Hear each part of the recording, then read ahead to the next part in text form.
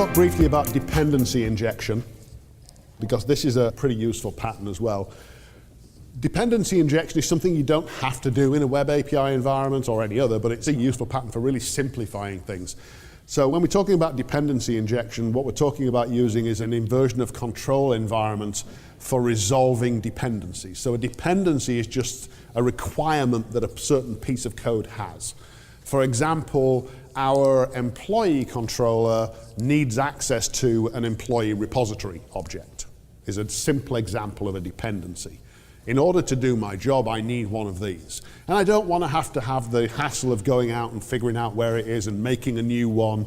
And I don't want to get to decide whether I should have my own or whether I should share someone else's. I want to say to the environment, I need an employee repository, and something just say, here you go, there's one, use it. Okay. Maybe it's going to destroy it when I'm done with it. Maybe it's going to reuse it for the next call. I don't know. I don't care. I just have a dependency and I need it satisfied. So that's what dependency injection is trying to solve. In order to implement dependency injection, you typically use some kind of inversion of control container. So inversion of control is basically saying, rather than me saying I need an employee repository, I'm going to go out and figure out which class it is and make one and use it. I'm going to hand off that control to someone else. I'm just going to say, I need an employee repository, and someone's going to give me one. And I don't care who it is, I don't care where it comes from.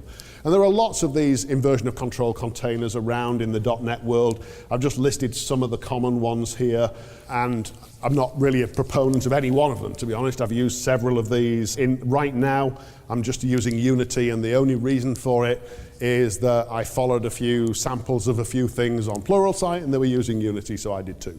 But there's any number of them out there that you can use.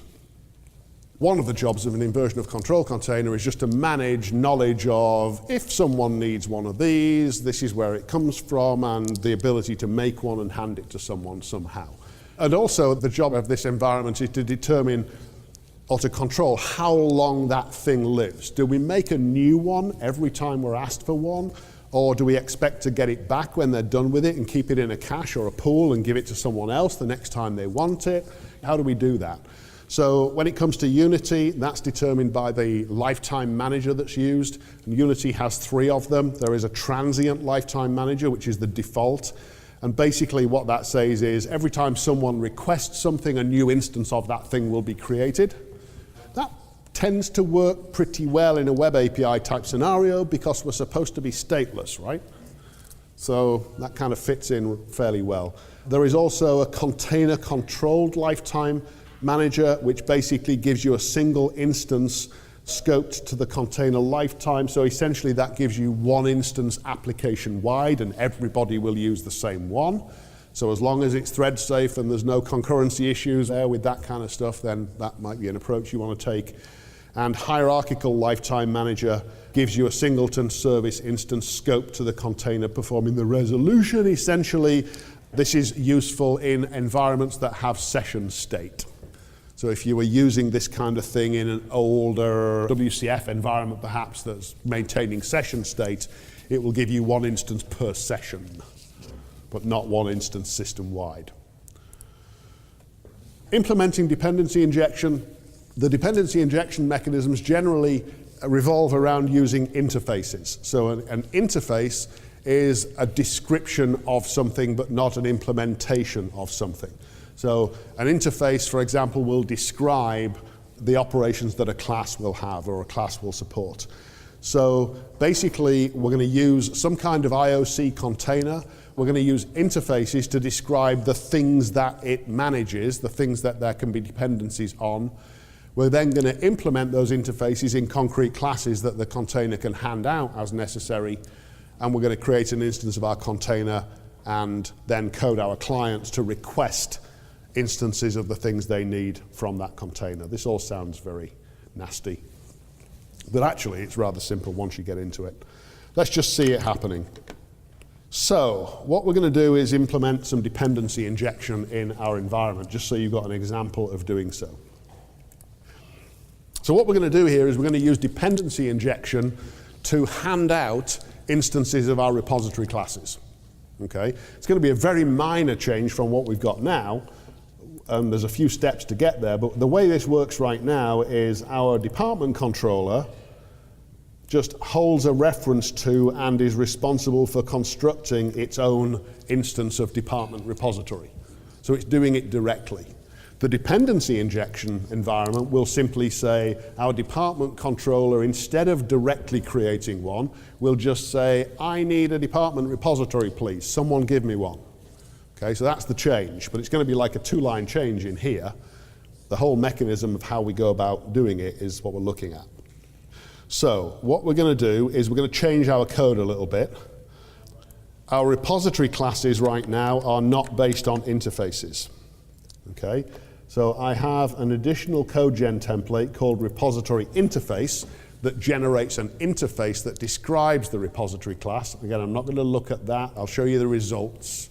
I am going to make a slight change to our repository class template, and I'm going to do two things in here. I'm going to tell it when this template is processed, also process a template called repository interface, and I am going to make a slight change to the code that's generated.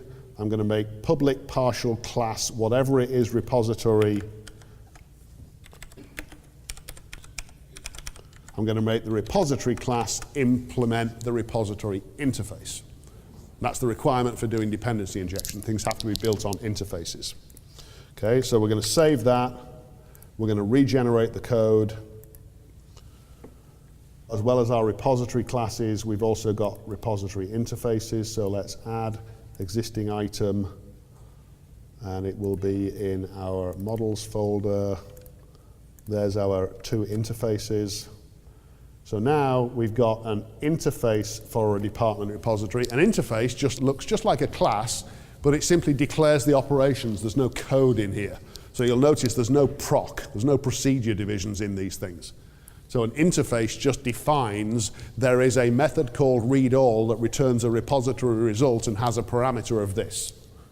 There is a method called read that returns that and has these parameters. That's what an interface is. It describes what the class does.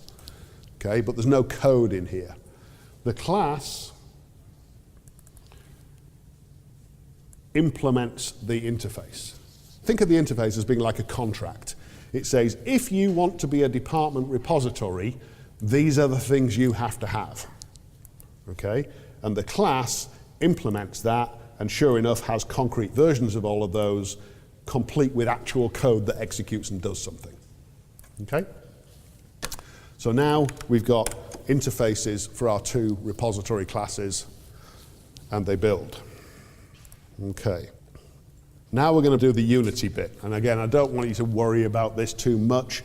I'm just going to go through the process. I'm not going to explain in detail what this is doing exactly, because if you're going to start using Unity, it's a whole framework that you need to go and look at and figure out what happens. What I really want you to see is the end result and how the dependency injection works, and how simple it makes the environment once you've got it in place. So what I'm going to do is a few steps. I'm going to go to our NuGet package manager, and I'm going to browse and I'm going to search for Unity. Okay, and there is the Unity framework from Microsoft. And we are going to install that into both our web hosting and our Synergy environments. So it's going to want us to accept the terms, and we're going to download and install the framework, and now we have Unity available. Okay. Next, what I'm going to do is I'm going to create something called a Unity Resolver class. And again, I've already created a template for this. So I'm going to go into our repository CRUD API controller template, and I'm going to say when this template is generated, also create me something based on the Unity Resolver template. Okay, and I'm going to go and generate that code, and that will have given us a new class. So add existing item, and in our root folder we have this thing called Unity Resolver. Now, I'm not going to go through this thing in detail, but basically what this thing does is under the hood it uses this thing called a Unity container, and we educate this container about the services that we have available, our interfaces, and the Unity container is responsible for managing those things and handing them out when necessary. There is a method here called getService, which is called, so get me a service of this type, and it's this guy's job to hand one out. Okay, that's essentially what it does. I'm not going to go into more detail than that. There is also a getServices, which returns a list of the things that it's managing, and so on. So this guy is the resolver that's responsible for managing and resolving dependencies, basically. Like I say, if you want to get into Unity specifically, go Google it and look at some videos online. All right, so now what we're going to do is we're going to expose that resolver class to our C# web host. So I'm going to make a change to the file we created earlier. This is our Synergy code that's called from C#, and I'm going to expose one more thing, which is going to be a method that we can call to say, get the Unity resolver. Because I've implemented it in Synergy and it needs to be plugged into the web API pipeline. And what that method is going to do is it is going to make a new copy of our Synergy Unity container that we just generated. I'm going to bring in that namespace. And I'm going to register in that container the two types that I want it to manage. This is my inversion of control container, and I'm telling it, by the way, you now know about something that is a department repository, and this is the class that you need to hand out if someone requests it. You also know about an employee repository, and this is the class you need to hand out if someone requests it. And then we are going to return to the outside world the instance of that resolver. Okay, let's make sure that builds. Okay, it does. And now we simply need to plug in this into our web API environment. So again, that is going to be a simple change to the web API config that we looked at earlier. So back in our C# web API config, so this is where we plugged in that filter that we created to do the model validation, and I'm going to basically plug in config.dependency resolver is, this is a Synergy call get Unity resolver. So it gets an instance of our resolver and plugs it into the web API environment. So now, if somebody uses this pattern in web API and says, I have a dependency, this guy will be responsible for resolving those dependencies. So now all we need to do is change our controllers to use the dependency injection model. And this is the real advantage of this environment. With my simple environment, it's kind of a no-brainer change anyway. It's like, well, what's the point? But in a real environment where you've got lots and lots of things that are being managed and all these different services that can be used in controllers, it's actually really nice just to be able to declare, I need this and this and this, and have them handed to you, and then off you go and use them. It's actually a very nice way to work.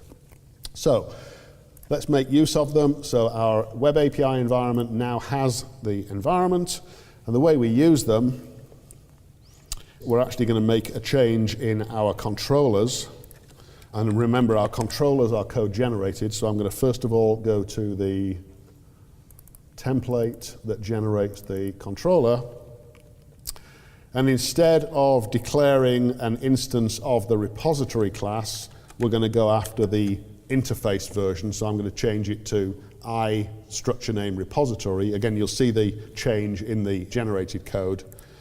I'm going to put a new parameter onto the constructor. And that's how you declare a dependency. Again, we'll look at it in the generated code in a minute. And I'm going to change this code. So we're not going to create a new instance of the repository ourselves. We're going to store away the reference to the one that's handed to us. That's the dependency injection model, basically. Okay, so let's save the template and regenerate the code. And then what it actually looks like if we look at, let's look at our department controller. So this is the dependency injection model. We simply say, I am going to make use of something that conforms to the iDepartment repository interface, and this is the constructor for the controller. So when Web API constructs one of these controller classes, because a request has come in, as a constructor parameter, the controller says, well, if you construct me, I need one of these. Please give me a copy of a department repository. So Web API will say, oh, there's a dependency on an iDepartment repository, go off to my resolver that we've just declared to it and ask it for an instance of the department repository and pass it to the new controller. So now, if you need some service that's available in the environment, you just declare them as parameters to the constructor and start using them. You don't care what they are, where they came from, as long as it's something that satisfies the interface that you need, off you go. Okay? That's the dependency injection model. Let's make sure it works. Again, nothing should really have changed in our code. It's just where is it getting that instance of the repository classes from. So if we go back to any of these, employee controller, that's the by zip code. Basically, as long as it still works, it's now using the dependency injection mechanism to get hold of its controller class.